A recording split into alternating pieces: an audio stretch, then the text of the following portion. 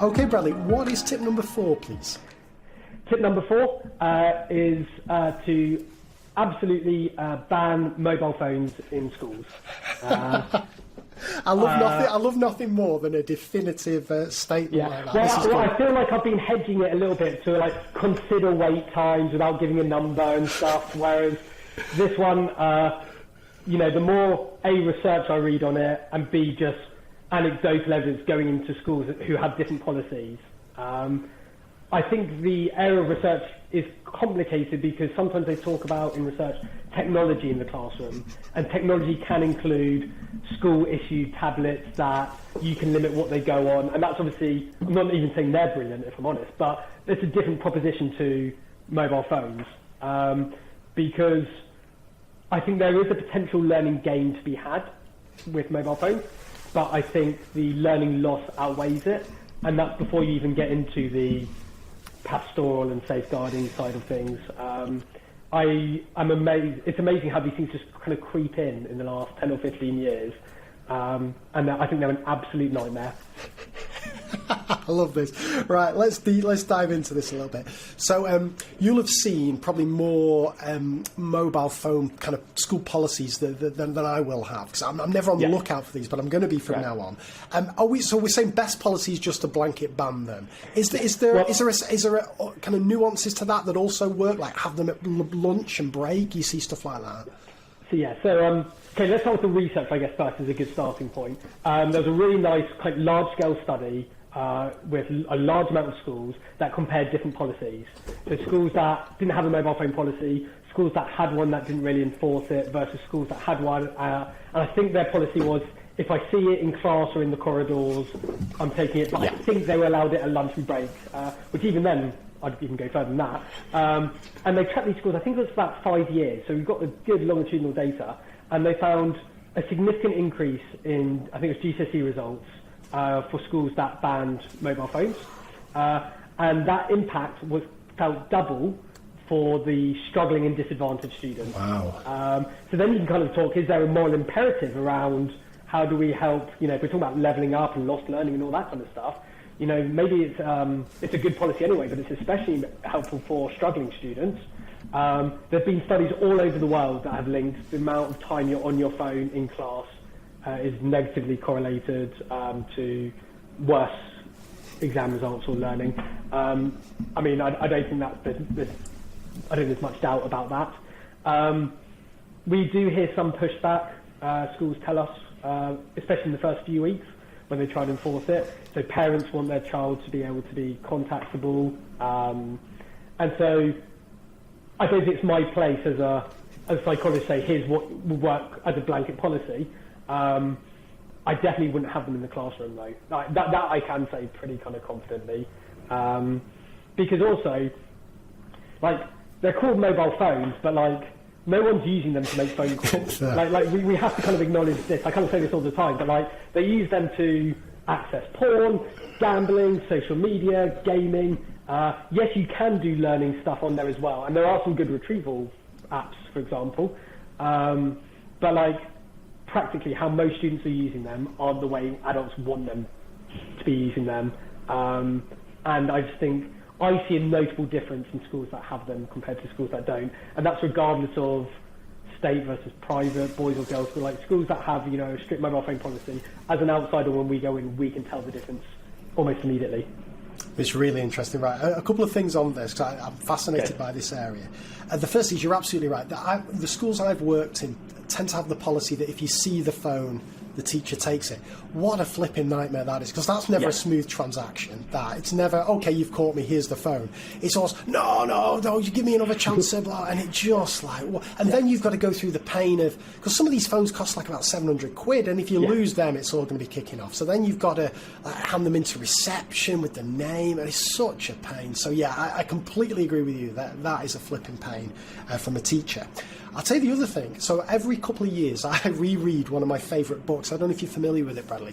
Deep Work by Cal Newport. It's one of my all-time favourite books. And the notion is, a really good thing to do is get into this state of deep work where you're uninterrupted.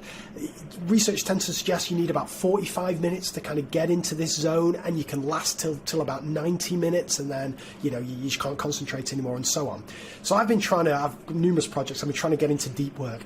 Even if I have my phone on silent and it's visible, or even if it's not visible but I know it's in the room, I can feel myself, my mind is wandering, it's crying out just to either check Twitter or check football or anything like that, and I just can't. The difference it makes, even if I'm not looking at it, is phenomenal. And I can only assume that if kids have it in their bags or even in their pockets and they don't look at it in lessons, it's still going to be, it's not like it's having a negligible or neutral effect, right? It's still going to be nagging in their mind, I'd imagine. So some of my favourite mobile phone studies, there's one, which I should say has been contested, so it's not, a set rule, but they found just having your phone, what you're describing, on silent but near you, they called the mere presence of it, they found it led to a significant reduction in concentration. I've read studies that found if you have your phone next to you while you're eating food, people rate their food as less tasty. If you have your phone next to you when you're speed dating or in like a social group, they rate the person as less interesting. And that's before we even get into like the memory and the learning, like the interruption side of things. So you see kind of all these kind of studies, and that's as I say before you even get into the safeguarding. There's been some horrendous stuff around teachers being filmed and putting on TikTok that is not great. So your experience, what you described, the research would certainly support that, and it's just I wouldn't want to be in charge of 10 people's £700 phone either. Like, that sounds like a nightmare. And one final study that I thought I'd just mention is, so basically you're competing. It's a test of self-control, right? It's kind of like your work versus the phone is the self-control test.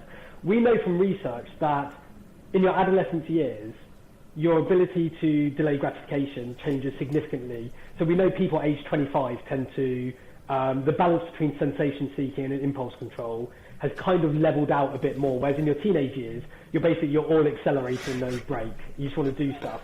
So it's harder, I think, to manage distractions in your teenage years. Bearing in mind, when I was at school, and this is going to show my age, I was addicted to the game Snake on my Nokia 3210. Me too. There's every distraction in the world on your phone, and there's no way a teenage brain versus all the geniuses at Silicon Valley designing smartphones, it's just not a fair fight.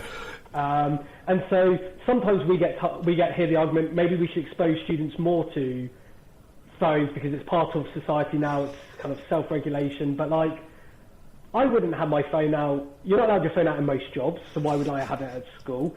And I hate the argument that if something's bad for you, we should just expose people to it more and teach them self-regulation, because we ban stuff all the time.